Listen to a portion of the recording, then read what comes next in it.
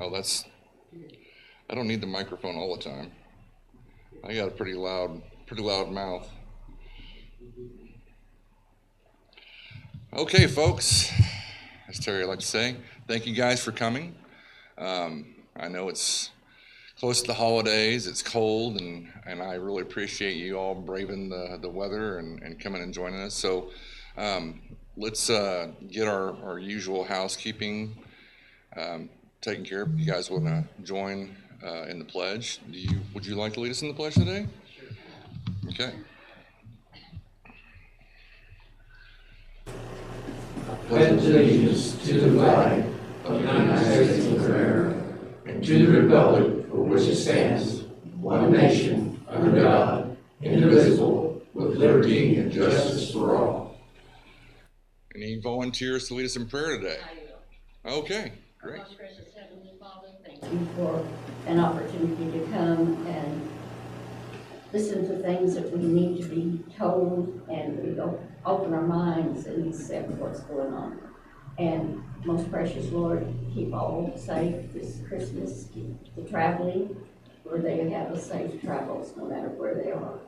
These things we ask in Jesus' name. Amen. Amen. So, one thing I wanted to bring up, that's not the right email. How many of you guys watch Don Spencer's, or know that Don Spencer does a Friday night live stream, or most every Friday? Last night on his stream, he brought up, and I'm not going to go through all of it, but there's already a lot of legislation that OK2A is backing that's being introduced, and a few highlights of that would be, let's see here, I've got his notes here, but let's see, what was it? I apologize. Some private property protection, still working on municipal employees carrying lawful carry in certain places, things like that. And there's also some other liberty bills and stuff like that. And that's what this organization does, guys. It's not just about gun rights, it's about our civil liberties. And as all of you know, we are kind of at a tipping point in our society right now. And it's been a long, slow march the last 150, 200 years to get to where we are today.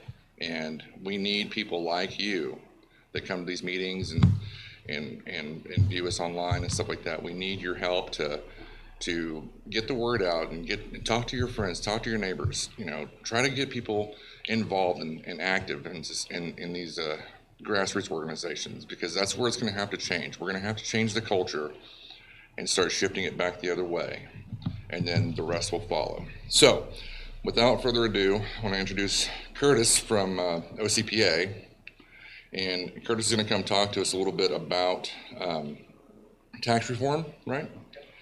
And so he'll give his little spiel, and then afterwards we'll, as always, do a little Q&A and stuff like that. So Curtis, come on up. And then at the end, Terry wanted me to call him so he could personally wish you guys a Merry Christmas and apologize for not being here. So we'll do that at the end. Thank you. Yeah.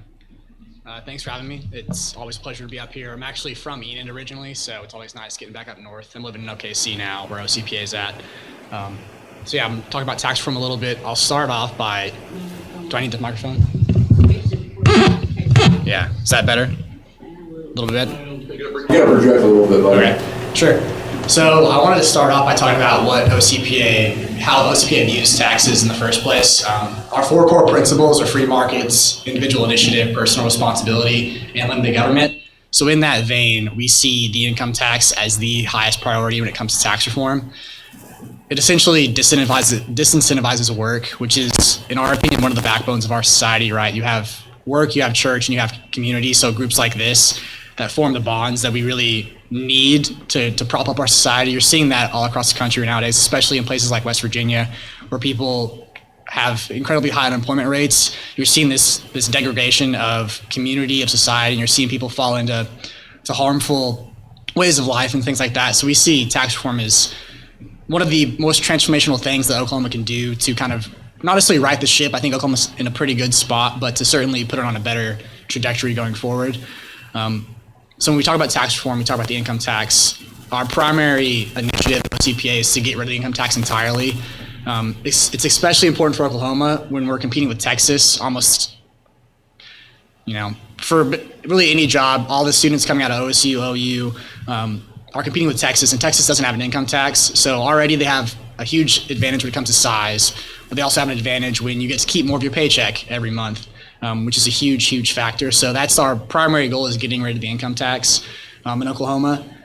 Now, for OCPA's idea to do that, there's a handful of ways you can go about it. You can either use a tax trigger, which some people have talked about, where the income tax would gradually come down every year. We prefer to do it all at once if possible. I know there's some hesitation up at the Capitol to do that, but we think with how much surplus revenue, I don't know if y'all have seen how much tax collections we've had over the last 2 years, but we've got almost a $3 billion surplus up at the Capitol. So we think the time is right, that there can be a huge, maybe not bring it all the way down to zero. Currently the income tax is at roughly, it's just below 5%. It's 4.75 right now. But we think a substantial cut is certainly possible. A few of the plans out there so far that we've heard about, there's actually a task force in the Senate that has been working on tax reform for the last year or so now. And it sounds like what they're looking at is a significant tax cut paired with some sales tax reform. And what that sales tax reform would look like would be expanding the base. So Oklahoma traditionally hasn't taxed any services, which includes a large part of our economy. As you can imagine, traditionally the United States and Oklahoma as well has primarily been a manufacturing economy. So we've been taxing goods. But as we've shifted to more of a service-based economy, there's a lot of those services that Oklahoma doesn't tax, which not only creates an unfair advantage for certain businesses, but it also creates a more unstable tax base. So we think expanding the sales tax base a little bit can help offset some of the losses in reducing income tax. Now, by no means do we think that it needs to offset all of it. Like I said, we have a $3 billion surplus. We want state government to be limited, so there's no reason that we think that you can't enact some sort of spending restraint as well to couple with that rate reduction. But those are the primary plans that we've heard. There's also, from the House of Representatives last year, they had their own plans for tax reform that I wouldn't say it was a bad plan, but we do think there's better. Their plans were a small rate reduction like we saw last, or 2 sessions ago. We went from 5 to 4.75, and then as well as offering a rebate check. And a rebate check is fine and good in what it is, but it's not going to have lasting impact. A rate reduction is going to, first of all, it's going to be continual, so you're not going to be having the rates go right back up the next year. It's also going to be a lot more substantial. The rebate check, I think, was $75. That was one of the ideas put about, and reducing the rate is going to be much more beneficial to most Oklahomans. So those are some of the plans out there. I don't think there's anything else that's been implemented. But yeah, that's kind of what how OCPA sees tax reform. Those are the primary ideas being talked about at the Capitol. So do you have any questions about anything else? It needs to transfer income tax to taxing service-based entities. Describe what your impression is of service-based entities. Sure. There's a long list. A lot of times we talk about things like haircuts and barbershops, and while that may be included, those aren't the big things. A lot of times it's like financial, legal services that are the big services that aren't being taxed right now. You do want to be careful when you expand the sales tax base not to include too many business inputs. So like you got a business buying a bunch of supplies or buying a bunch of services that they need for their actual job. It gets a little tricky because it can be kind of hard to define what's a business input versus what's just a normal everyday purchase, like buying paper, right? Every business needs to buy paper most of the time. Obviously, we're kind of transitioning away from that a little bit, but it's hard to define that as strictly a business input. But that's primarily what we're talking about.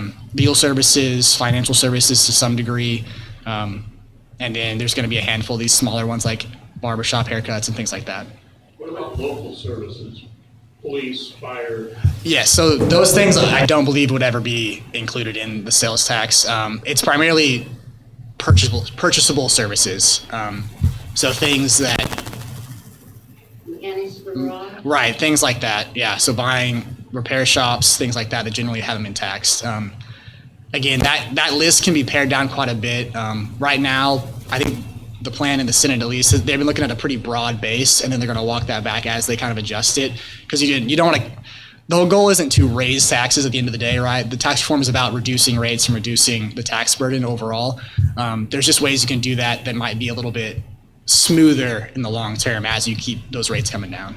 Yeah, Texas is a no income tax state. I've lived there twice. The first time I lived there was back in the mid to late 90s.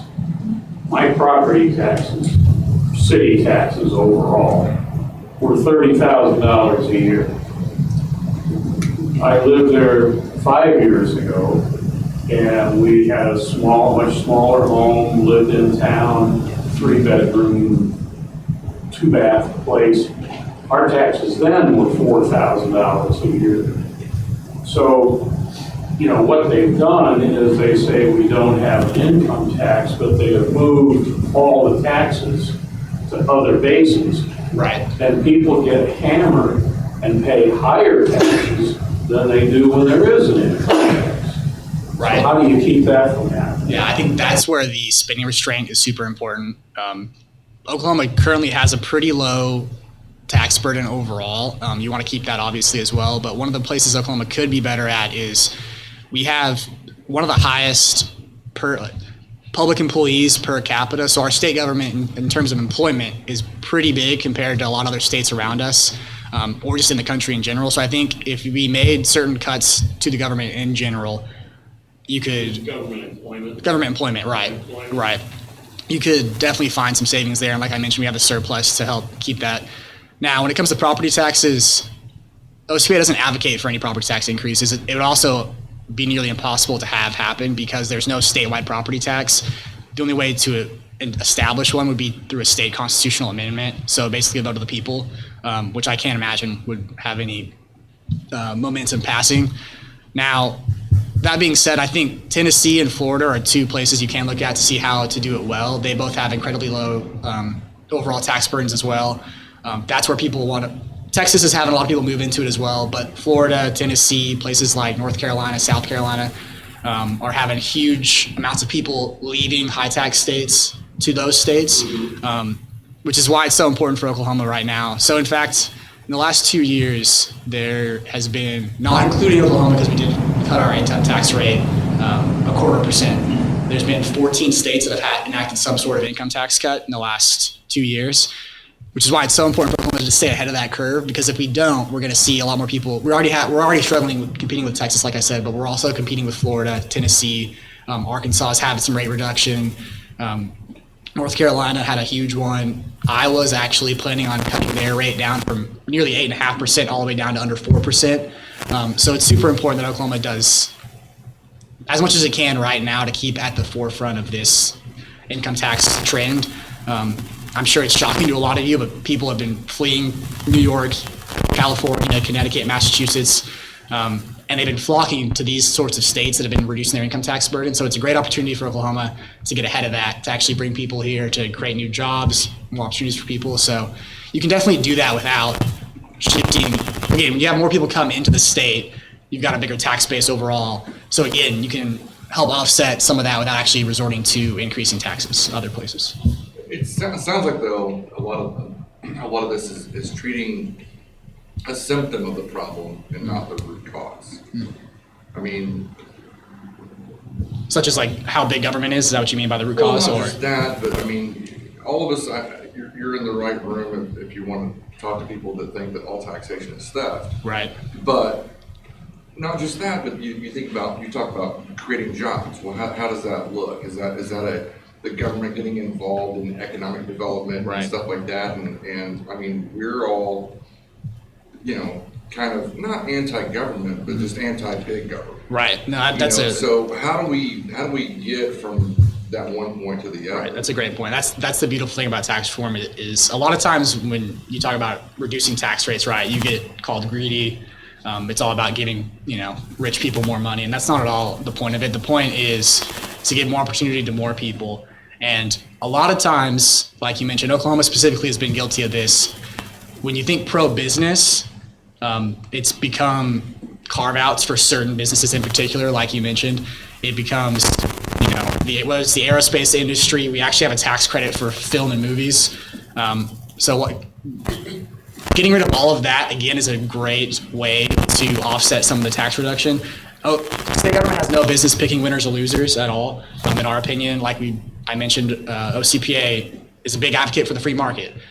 We think that's the most efficient and effective way to determine what businesses thrive and what businesses don't, rather than letting government decide who should thrive and who shouldn't. And specifically, Oklahoma I think we've got 45 different sort of tax credits for specific industries here and there, which is never a good thing. You never want government putting its fingers on the scale, which it does routinely. And that's getting rid of all of that, again, makes it easier to enact some sort of income tax reduction, as well as simply open up the free market to be more effective. But then again, also getting rid of those things then makes Oklahoma less competitive with other states that have them. It can, but that's why all of this is connected. If you just got rid of those exemptions without doing anything else, it might in a way. But if you pair it with the necessary tax reform, you can bring the tax burden overall down and make it fairer overall.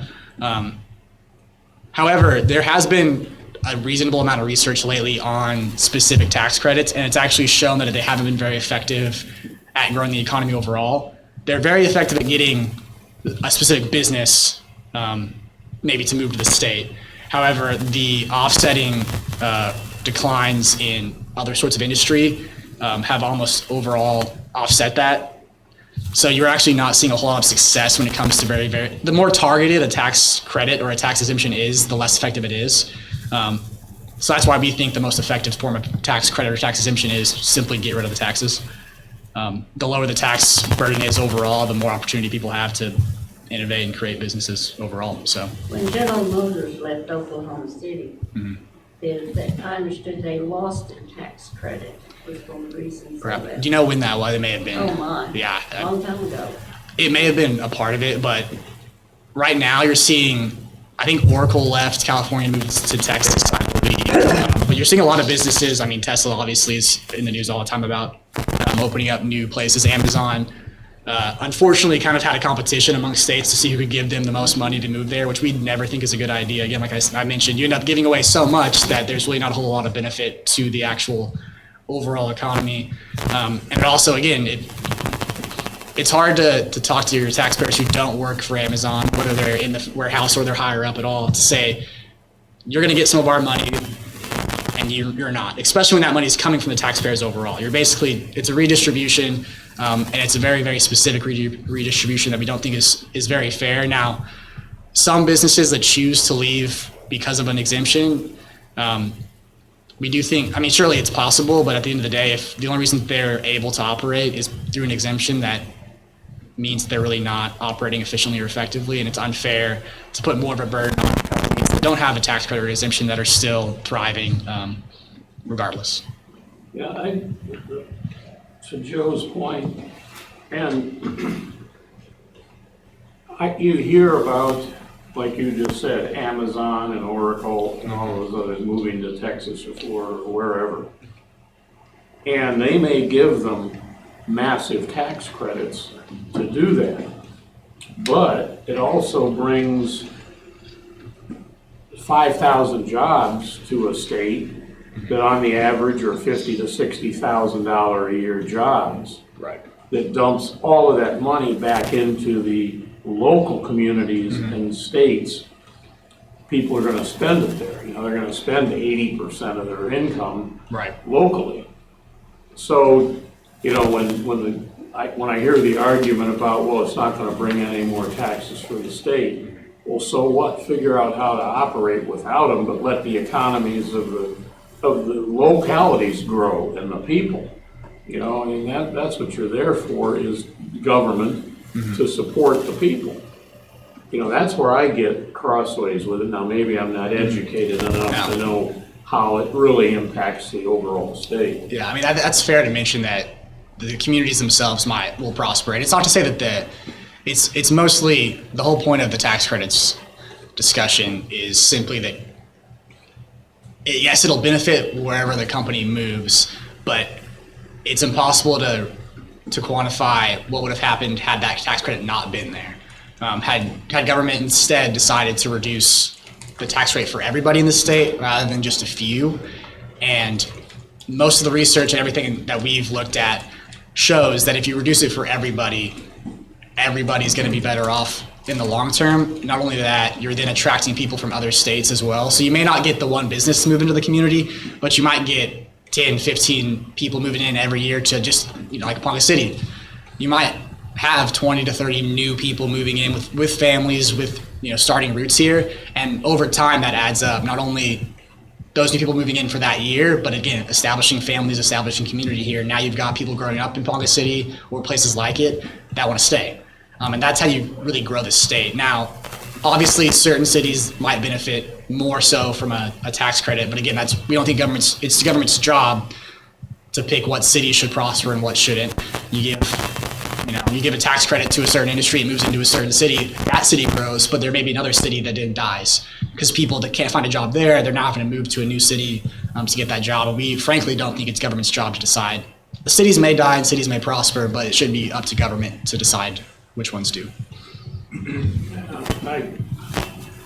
We could argue that issue all day long, because when those people have money in the communities, I don't care what community it is, if it's Ponca or Stillwater or wherever, if somebody moves in there with 3,000, 4,000, 5,000 jobs, they're going to be people moving from Woodward over here just to, because they can get a better job. Those are high-paying jobs in a lot of circumstances. And so that's where, my argument is the government's responsibility is to help the people prosper. Just because you cut taxes, state taxes, doesn't mean the people are going to prosper. Well, they have nowhere to work. A lot of the research has shown that they do prosper. If you cut the taxes, I looked at a literary review on all of the research that's been done on specifically income tax cuts, and I think 10 of the 11 showed a positive effect on the economy overall, which means everybody ends up having more money. New businesses are starting, new businesses are coming in. The other one showed no positive effects. There's no negative effect at all on cutting taxes. It's simply a different way of doing it, which is, again, we can discuss which one is more effective. In our opinion, we think it's more effective to do a broad-based rate cut, because the more people you help that benefit from it, the more likely you're going to capture some increased benefit rather than a targeted approach, which again, yes, one business may move here that brings a ton of jobs, but at the end of the day, who's to say if you gave the 2.5 million taxpayers of Oklahoma a tax cut, what could they do with that? What could 2.5 million people do with extra money in their pocket? Some people may have a business idea that they're just too scared to start. Perhaps someone, in Kansas or in Louisiana or Arkansas can now make more money moving across the border. So all of that adds up in a way that we think is more effective than just simply like one company. Not to say that we're obviously not saying that we don't want companies to come here, but. I'm not arguing against tax cuts. I think that it's great if we can get a zero tax here in the state. That's wonderful. I guess my argument would be to the state, not necessarily you, you're not supporting the population by not bringing in other industries. Right. There's definitely, we can get even into more than just taxes for that. Oklahoma can do a lot when it comes to regulatory reform. That's something OCPA has worked on in the past as well, making it easier, not only make it cheaper to move here, to start a business here, but also make it easier. Getting regulations is one thing Oklahoma can do to help everybody here prosper. Really everything OCPA does is to that effect, right? I'm talking about education, transformation, I don't know if you all see, and I'm sure you've heard about some of the test scores lately that came out. They're horrible, especially in reading, which is mean, if you can't read, especially when you're into the 3rd or 4th grade, you can't really learn anything anymore because you have to be able to read to learn. So if you're unable to read by the time you get to 3rd or 4th grade, then it's going to be very, very difficult for you, which then obviously has an incredible effect on your entire life. Up from there. When I was working, I worked in big corporations, and we had different facilities around the country. And when we were opening a new facility, one of the first things we did was look at education. Mm-hmm. Right. Can the people support? If we need 10,000 or 1,000 employees, can a given locality educationally support, or intelligence level support, right, the 1,000 yeah, jobs? we've heard that And from. if they can, way you go. Yeah, we've heard that from the governor, from a few state and city leaders, that's been one of the primary drivers. Again, this is why this is all connected, because you can have the most pro-growth, pro-business policies set in place, but if there's no workforce here to work those jobs, businesses won't move here, which is why you have to pair all of this together. You have to have educational reforms as well as these tax and pro-growth business reforms. Like I said, if Oracle wanted to move here, but they don't feel comfortable that there's enough engineers, there's enough programmers here to work those jobs, they're not going to do it. Yeah. So. And that comes back to the culture that I was talking about earlier, Jay, is, we have a huge problem in our culture right now. Parents just don't, and students just don't have that drive that we did when we were younger, to succeed and I see that in my own kids, and it kills me sometimes, where they're, my daughter was, I'm not going to say, but we became a society where we celebrate mediocrity. Yes. But I don't hear, the thing I guess that disturbs me, and I've only been here in Oklahoma for 4 years now, what disturbs me is you don't hear about any significant activity to improve the education.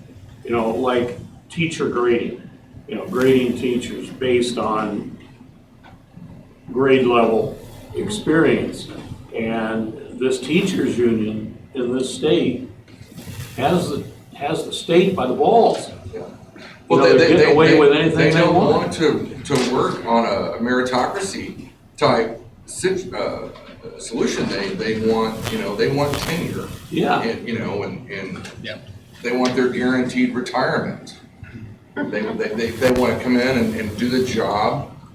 Some of them want to be activists, or some don't. Yes. But they just want to come in and do their job, put in their 20 or whatever, 25 years, retire, and then move to some other, government functionary type position, someplace else, and just continue to be a drain on everyone here in here's pockets.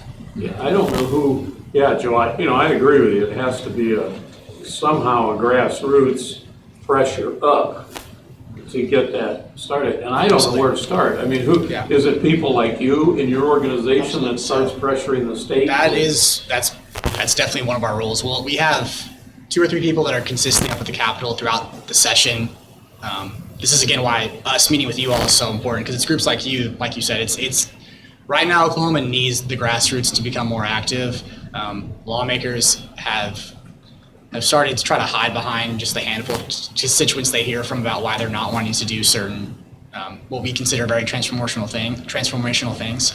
So hearing from you guys, you might not be the biggest group in the state, but I promise you, if you go up there to talk, even just send an email, OCPA can be on our website. We can talk about this after we're done here, but OCPA has a website. You can find us on Facebook, you can find us on Twitter, Instagram. We have a text service as well, where we'll alert you all if a certain bill that you're interested in. You can sign up for trying to make sure that you can sign up for certain issues. So we're not just going to blast you with emails and texts all day long, but if there's a certain issue that you care about, you can sign up for an action alert. So we'll send you an alert if a certain bill or piece of legislation is heard, and it'll be an automated text. You can you can make your own message, or we'll create a text or an email for you, and you can just address that and send it to your lawmaker to let them know, how you feel about a certain issue. Because that's our whole goal, right, is to create actual change. And lately, at least, I mean, if there's a driving mission, so. Yeah. Okay. Well, the statement is to make Oklahoma a more prosperous state in those 4 core values we talked about: limited government, individual initiative, personal responsibility, and free enterprise. Those are our 4 main principles that we're striving to advance here in Oklahoma. Primarily doing that through public policy. Okay, Yeah, So to answer your question, it's going to take, a revolution. well, not a revolution, it's going to take, for the most part, people getting very uncomfortable before they will wake up. Now, this is a conversation I had with Brian the other night about this. You know, all of us in here and the people that normally come here, we've already kind of woken up, and we've all got like a fire in our belly that's kind of driving us. But everyone else out there, you know, our friends and neighbors and stuff like that, the people that you talk to try to get them interested in coming to things like OK2A or KCAN GOP or whatever to get involved. And they're all those people are like, well, I'm busy, or they don't have that fire in their belly like we do. It's going to take them getting very uncomfortable before something actually happens. Yeah, I agree, Joe, and You know, and that's the sad thing about it. It really is. I mean, I would love to try to get more people, not just to show up at meetings, but to actually become activists. You know, the one thing that we are continually fighting against is the other side is organized, and we're not. I mean, we have organizations, but we don't have those numbers. Yeah, I mean, like you mentioned, the teachers union specifically is incredibly active up at the Capitol. We just They've even don't have got them organized certain enough people to on staff be who are up effective. there continuously talking to these Yeah. legislators. Yeah. I know our representative and senator stood up there and said, we're not gonna take money away from public education. Right. Like that was the worst thing that could happen. Right, because I mean, those are the people that hear from They the don't most. even know what's going on. Right. That's why, to mention the school, the education reform stuff, OCPA has been advocating for almost 2 decades now, school choice, which I don't know if you all have heard much about that idea, but No, not at all. not at all. Yeah, Not at all. I'm sure. But that That's gets the at, only thing that's gonna solve the problem Right, I of mean- mediocre teaching. right, you mentioned the meritocracy that is the educational environment here in Oklahoma, and we think the best way to do that isn't so much, you want to keep trying to reform the public education system as much as you can to make it better, but we think the best way to do that is simply to open it up and let parents and students choose for themselves. So if they think that the school that they're at isn't good enough for them, give them the option to leave it. Simple as that. If the school is good enough for them, they have no reason to leave. That's great. The school is doing what it should be doing. And if it's not, there's no reason that students should be forced to go there. The important thing is for individual citizens to attend school board meetings, Exactly. Yes, that is. rather Yeah. scheduled. And even run for, if those who have the time or the desire to run for their local school board is super important. that's one thing I need to do is get more involved in the school board. Yeah, we just had I think the city council filing date just closed like last week here. Yeah. The school board's coming up pretty soon. February. Which I thought about running for school board, but I'm precluded from it because my mother-in-law's a teacher. So That's interesting. I didn't know. It's either Really? you- within 2 degrees of separation, Interesting. if you're related to someone within 2 degrees of separation, you I cannot. wonder how often that's not happening. You Oh, I'm can't do sure. what's that, Joe? If you can't do what? Within 2 degrees of separation, if you have a relative that works for the school system, within 2 degrees of separation, then you cannot run. Oh, you can't run? Huh, interesting, okay. She'd have to quit if you ran. That is another, just briefly mention that. That's one of the reforms.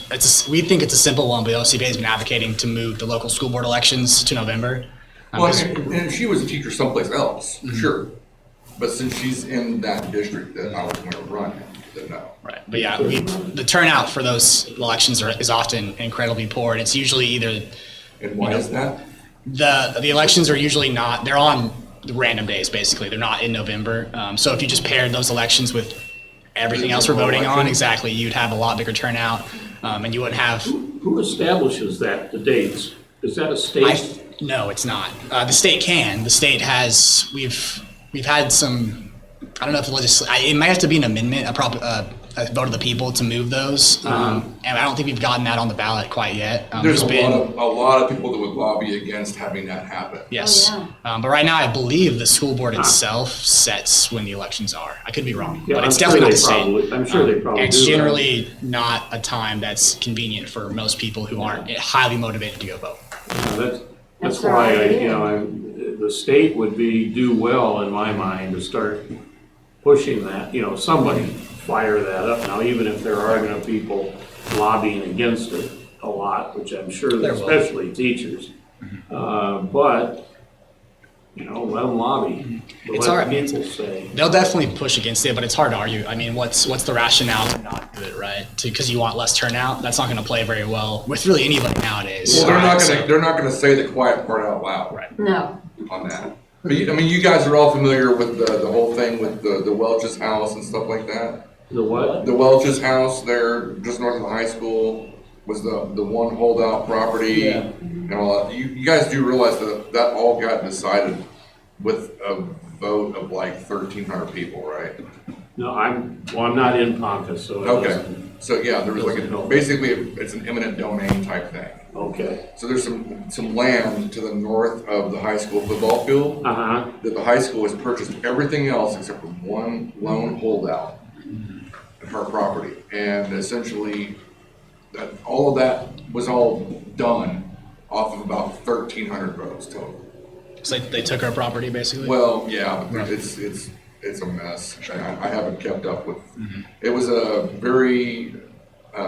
It was in the news quite a bit over the summer during elections. It's actually another important reform that the state should look at is public entities purchasing property. You see it in a lot of schools, but a ton of different public agencies are buying land or buying property, and that removes it from the tax rolls. So essentially, they're eroding the tax base while at the same time they're growing costs for government by buying certain things, right? okay. So that's another issue that we've seen. It's schools are primarily probably the biggest culprit for that, and it's hard because obviously if you have a building that's basically about to be condemned, you need a new place to put the students, but at the same time you've got some school districts buying a ton of new property to build new buildings for certain centers, which is all well and good. It sounds nice, but at the same time, is it necessary, and should they be actually expanding so much when they're not teaching kids to read? What's the priority And there? that was the argument that I heard someone make about this expansion of because what they're wanting to do is expand the sports complex and stuff like that to make something really nice. And the argument was back in the early 90s, Tulsa Union was a very small school district, but everyone knows who Tulsa Union is now, right? Well, they had made a huge investment in building up their sports, and that drew people wanting their kid to go to a school that had the best, Athletics. right, and that increased their community, brought in new businesses, and so on and so forth. And that's kind of the thought process behind the thing in Ponca. And if so, great. But I was sitting here reading this article, or not article, but a post from Kevin Emmons talking about how Conoco pulled out of Ponca, and the reason why you have such a decline is because we went from a town of a lot of white collar jobs to a lot of blue collar jobs. People just don't have the disposable income anymore to spend on keeping these small businesses supported. Everyone's Sure. seen downtown Ponca and how you're down there. And we've got people that are trying their darndest to revitalize it, but The other thing I've found since moving here, and I've lived all over the country, is that people in Oklahoma, the state, is so, and I'm not being negative to the people of the state about this, but is so inbred. People stay in the state, they grow up in a town, go through the high schools, work in the community, and doing menial jobs. Well, they do all of that, Joe, and it's like, okay, it was good enough for me. It's good enough for my kids, so I don't need to have it any better. You're an exception, but the majority of the people in the state just like, well, it was all right for me, it's good for my kids. And they don't look at the bigger picture of it may be good for your kids, but it's not good for the state to grow. You know, they've got to open their minds. They'll be back home living with their parents. Yeah. Yeah, last night. Well, yeah, but kids today can't afford to live on their own. You know, it's just the reality of the situation. Yeah, last night. I was doing the math on this. My mom was talking about my aunt and her daughter wanting to get a house with 2 friends in Barnsdall. And just doing the math in my head of, okay, here's what the rent is, here's what the expected utilities are, and so on and so forth. And it worked out to where they had these kids that have like no life experience or work experience had to be making like $16, $17 an hour at a minimum just to pay to live. Yeah, so that would equate to, if you do $15 an hour, that's $600 a week, that's 30 grand a year.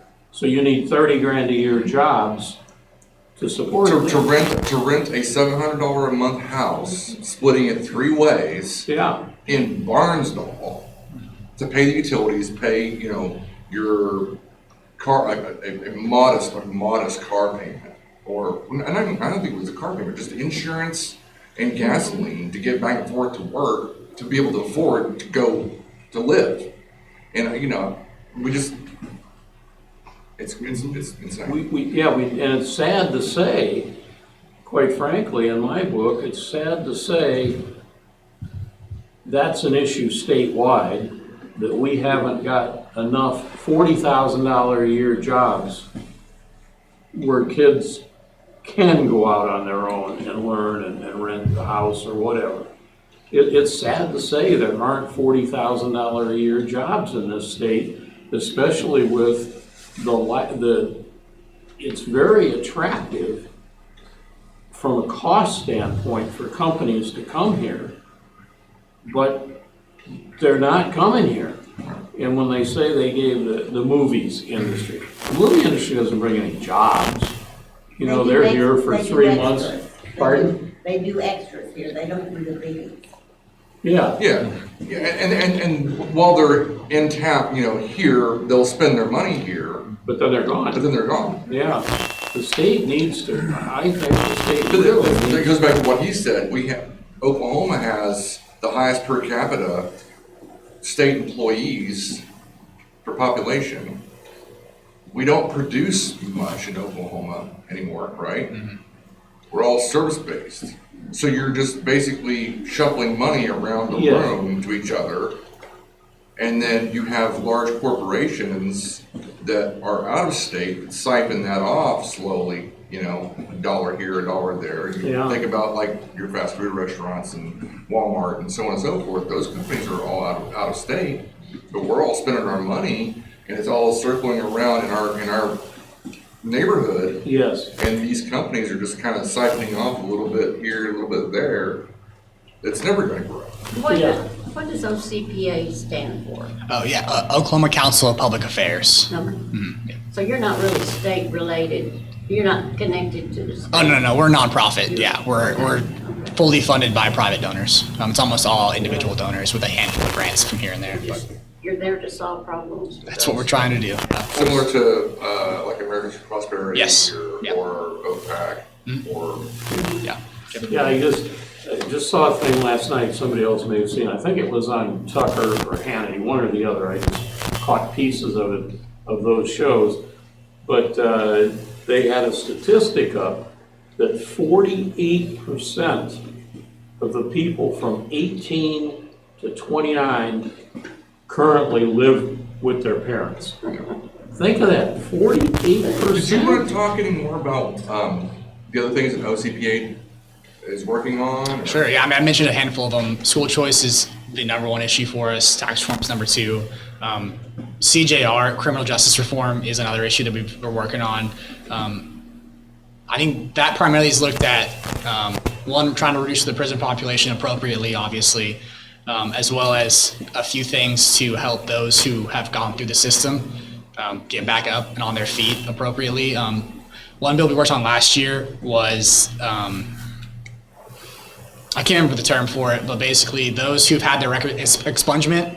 So those who've had a record that then went through the process to get it expunged, taken off their record, oftentimes either have fees that are really tough for them to pay because they still have something on their record. It's hard to get a job, or it takes so long that, again, it's an undue burden on them to actually get back into society and start contributing again in whatever way that they see fit. So one of the things OCPA got passed last year was automatic expungements. So for those who already qualify for it, who have done everything they need to do to get it, all they're waiting for is a signature, basically. They created a system to where those are now automatically expunged without having to go through this entire process back and forth through the criminal justice agencies. So what kind of criminal justice reform are you talking about? This year, like substance abuse, or it's primarily I don't know if it's one specific issue in and of itself. It's primarily about nonviolent crimes, trying to reduce the sentencing for those. Oklahoma traditionally has, I mean, I'm sure you've all heard about how high the prison population is here in the state. I think Oklahoma actually has the highest prison population amongst women in the entire world, which is crazy to believe. And a lot of that is for drug-related offenses. Very few of that is for violent crimes. And a lot of those drug offenses now, it's strange with how, obviously we have medical marijuana, right? But most of us understand that hasn't really played out in a medicinal sense. It's basically become recreational. And we still have a huge population in prison for drug-related offenses. Now, trying to reduce those sentences. I'm not the expert on it, but we've got Ryan Haney, my colleague, works on that not exclusively, but primarily.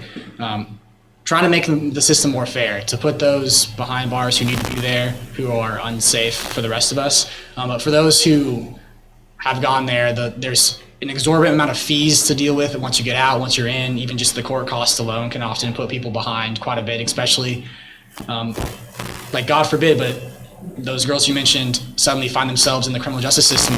They can already barely afford to rent a house, right? And then out on top of that, any fees they have to pay for any court costs are going to make that even much harder. And you see that across the state. People get involved in these situations and it becomes a spiral, right? There's not a whole lot of jobs for them, so then they resort to some sort of theft, some sort of crime, some sort of drug offense.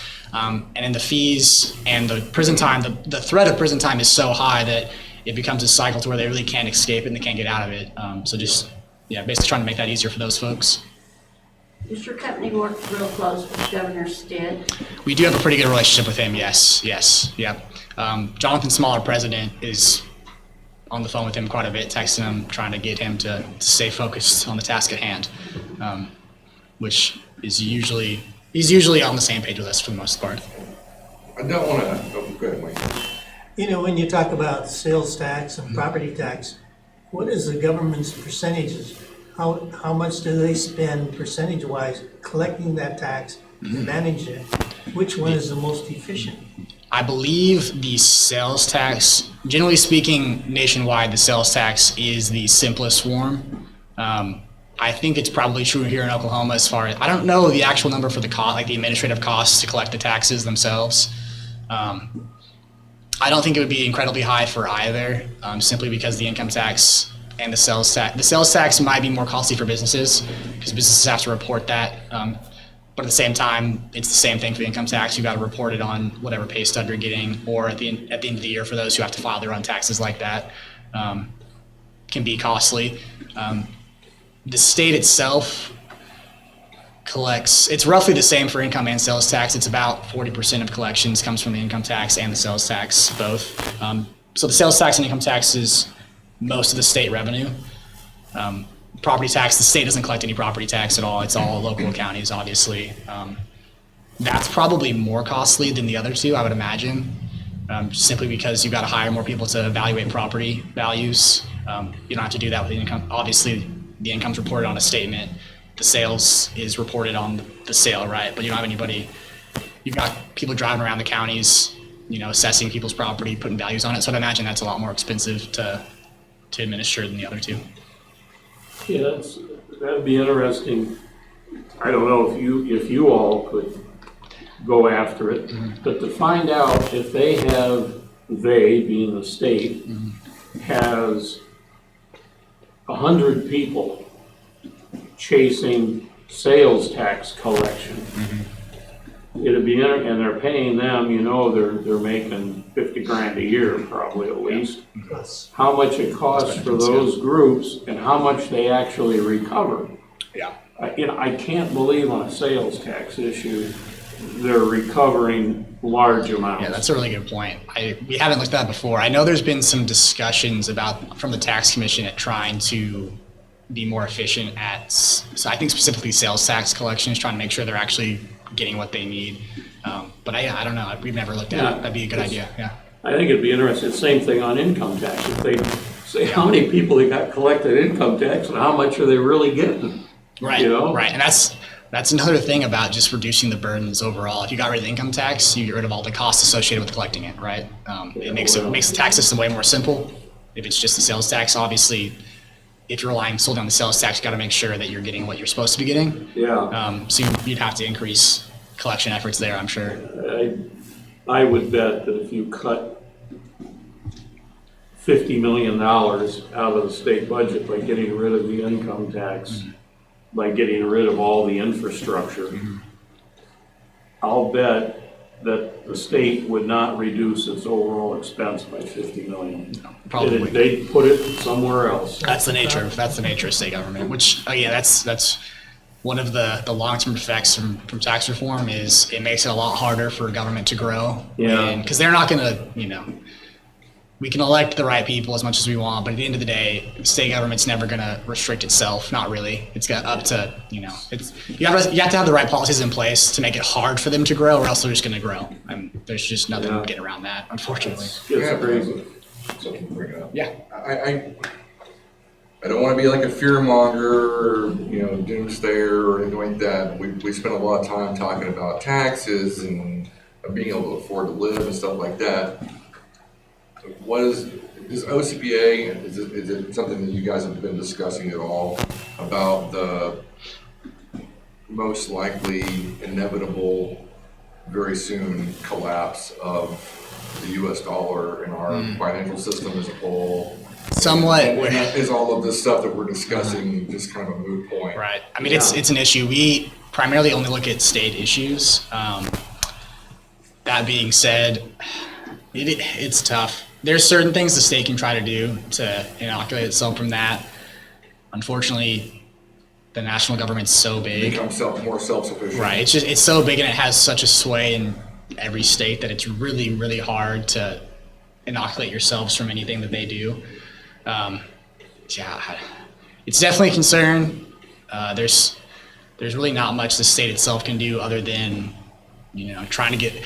The better the economy is, the better off it's going to be if stuff like that does happen. But at the end of the day, if, the worse inflation gets, there's not much a state can do individually, especially the size. I mean, if you're the size of Texas or Florida or California, perhaps you could, if your economy's buzzing. Well, it's not just inflation, but talks of the central bank digital currency and stuff like that, moving to those systems where Yeah, there's probably some things the state can do as far as banking regulations, maybe to get around some of that. But at the end of the day, if the national government decides to do that, there's really not much, and at least as far as I know that you could do. Take a drastic change, and they're not willing to do it. Right. It goes back to what I talked about earlier about people are going to have to get very uncomfortable. Yeah, I mean, it's about electing the right people. We're fixing to get real uncomfortable, I'll tell you.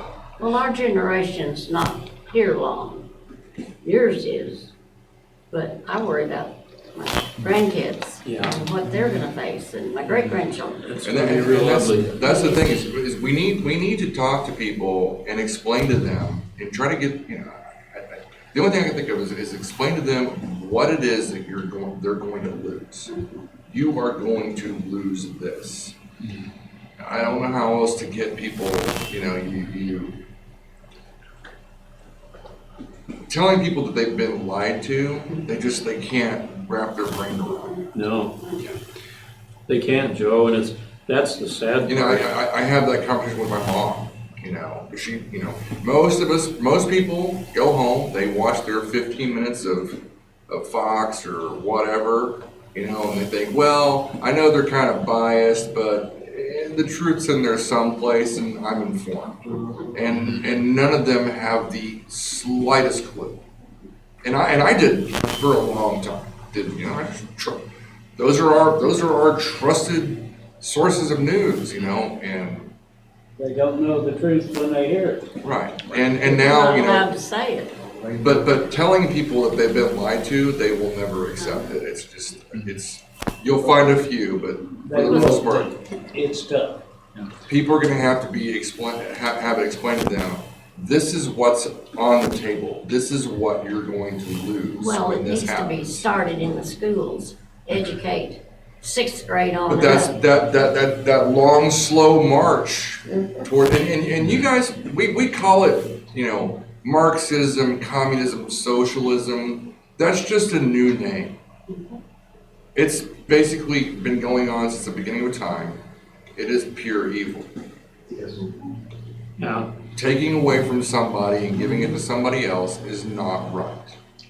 Now, that person voluntarily giving, me voluntarily giving something to someone, that's what our society should be. But anyway. yeah, our kids and grandkids. I'm to the point now with my son and his family where he just looks at me and he says, Dad, because I start railing about something in front of the kids, and he's like, Dad, he doesn't want to hear it, and he doesn't want his kids to hear it because they don't want to face up to the fact that it's going to hit them in the face down the road. And my oldest son lives in Minneapolis, Minnesota. My God, you go to that place and you just sit back and you look, and all the stuff that the government pays for in that state, and the people just sit back and give them their money and say, oh, it's nice to have that park. It's nice to have that road or walk trails paved. I mean, they've got thousands of miles of paved trails up there that nobody's on. And people have just shelled out their money, and it's really sad. I sit back and, like everybody says, I really worry about my grandchildren and great-grandchildren. What it's gonna hit them. This can't continue. And unfortunately, not you people specifically, but your generation was kind of that one and the one before was the ones that kind of helped us get to that point of, I don't want to have to be responsible. Let's let the government take care of it. I don't want to be involved. Yeah. And that's just where we've ended up. So. Well, Hitler started out early with the kids in his country, and by the time they turned 18, Right. they totally believed whatever he told them. Yeah, we've done the same That's thing. exactly I mean, you talk to your grandkids or any younger people, they think it's really nice that, we should be taking care of these people. They shouldn't have to work. They can't get a good job, and they classify a good job as $100,000 a year. And if you can't get that, then it's the government's fault or business's fault that we don't give them those kinds Or of jobs. that greedy J guy over there that wants to keep 100% of the money he earns. Yeah. Speaking of the younger generation, OCPA does have a program for that generation likes to live at home. It's for 18 and 30-year-olds. We have a fellowship program called the Fears Fellowship. It's named after our professor, Dr. Fears. I don't know if you're all familiar with him at all. He used to teach history at the University of Oklahoma, was world-renowned in his classrooms. He's got some videos online if you're ever interested in looking at him. He was a huge advocate for liberty and all the things that this group cares about. But the fellowship program it's every other weekend for I think 6 weeks, where 18 to 30-year-olds basically learn about all the things that we've been talking about here today, trying to give them the things they've been missing through the education system. It's a crash course in the Constitution, what the things this country was founded on, certain policy issues like economic stuff, criminal justice things as well. We have speakers come in. I believe we've had. Dr. Farmer came and talked Yes. to us a little Okay. bit about Perfect. it Yeah. about a month ago. Yeah. I highly encourage if you know anybody. We've had groups in Enid. We've had groups obviously Oklahoma City and Tulsa, Ardmore. But if Duncan. Duncan, yes, that's right. The one coming up in January is in Oklahoma City, and then the other one in Duncan is in the late spring, Yes, early yeah. summer. And we do, generally, we've been able to pay a stipend out for those participating. We weren't able to do it, I think, for the Tulsa one, the last Tulsa session, but we'll be able to get that back, where I think it's $500 for those who participate. It's just the reality. Most kids aren't going to want to do it if they're not giving them some reason to go. There's just not enough people that care about this kind of stuff, but we've had tremendous success for those that have been in it. We actually have the the Oklahoma City Sheriff went through the program. We've had a handful of local city officials went through the program, and these are all people who are, again, 18 to 30-year-olds that went through it and have realized, how involved they really should be and need to be. It's been really impressive. Yeah, you should. I mean, that age cap is not, I wouldn't say it's the most strict age cap. So if there's anybody, who feels like they're interested in it, I would encourage you to have them apply. Also, speaking of the news, OCPA also has a reporter who's Ray Carter. He was an editor for the Oklahoman, who is an incredible reporter. So if you're ever looking for a place to find news on Oklahoma, I'm biased to work for OCPA, but I think it's the most high quality journalism you're going to get in the state at our website, OCPAthink.org. He's probably got 5 to 7 articles a week. I think he's actually writing more than the Oklahoman is on politics here in the state. So if you're ever looking for a place to get more informed, I would highly encourage you to check that out as well. OCPA.org. OCPAthink.org, yep. OCPA Think. Yeah. Anybody else have any questions or anything for? I think it all goes back to the school system. Yes, I absolutely agree. Yeah. It's the most Well, important. hey, thank you so Yeah, much, Chris, thanks so much. for Appreciate it. joining us. Yeah, thanks for having me. Just give him a round of applause. A couple little things real fast. I also forgot to mention earlier that we have that OK2A app currently being developed. And Don mentioned in his live stream last night that he's hoping to have that go live first of the year, after January 1st. We're just working on some kinks. I've seen some screenshots of it and stuff like that, and it looks like it's going to be a pretty neat little deal. It'll work a lot better than the text alerts and stuff like that. So those of you who have smartphones, we'll have some, once that gets launched at our upcoming meeting in January, anybody that needs help getting it set up and stuff like that, I'll be happy to help you with that. Now, with that said, I'm going to call Terry real fast because he, like I said, he wanted to personally wish you guys a Merry Christmas.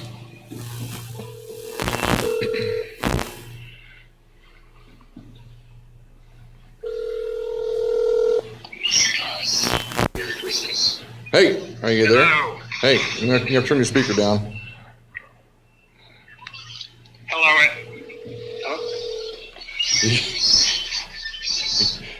Hello, you're listening to the. You have to turn the live stream down for just a minute, Terry. Hold on, just a minute. There, sorry. There we go. Well, I got you on speakerphone. Yep. Can you guys hear him? Yeah. Go ahead, Terry. I can't hear you. You can't hear me? You should be able to hear me. There we go. Okay. Okay. Everybody, first off, welcome to our meeting. I wish I was there, but I'm down sick and I'm still contagious, so they said I figured it's a good idea not to show up. First off, I want to thank Joe Baden for stepping up and covering for me. Next month, January, is our 3rd anniversary for this chapter. And I want to thank each and every one of you for your continued support in OK2A's battle for liberty here in Oklahoma. We're one of the longest lived of the chapters. We were the 4th chapter, 4th county, and we've now got over 60 counties covered. I want to wish everybody a blessed and joyous Christmas, and see you next month. Say a prayer for me so I can get over this stuff and get back on my feet and rolling. God bless everybody, and thank you again. Thank you, Terry. Get to feeling better. Merry Christmas, Terry. Merry Christmas. Merry Christmas to all. All right, guys. Well, hey, thank you so much for coming, everybody. Go in peace. Enjoy time with your families. And have a wonderful Christmas. And Curtis, again, thank you so much for coming up. I really appreciate it. And Ask everybody to give me ammunition for Christmas. Yeah, if anybody's last minute gift ideas for me, I wear a size belt fed 22 long rifle full auto machine gun. I saw a video of one of those. Some guy had made a belt fed full auto 22 long rifle. It was so cool. It was just a little bitty tiny thing, and then they made belts for it, and you loaded up, and it was like a water gun, just a continuous water gun. It was so cool. Yeah, that would be neat. Thanks, So, Chris, appreciate it. Thank you so much. You know, there's so many issues. Yeah, they made it, you know, you're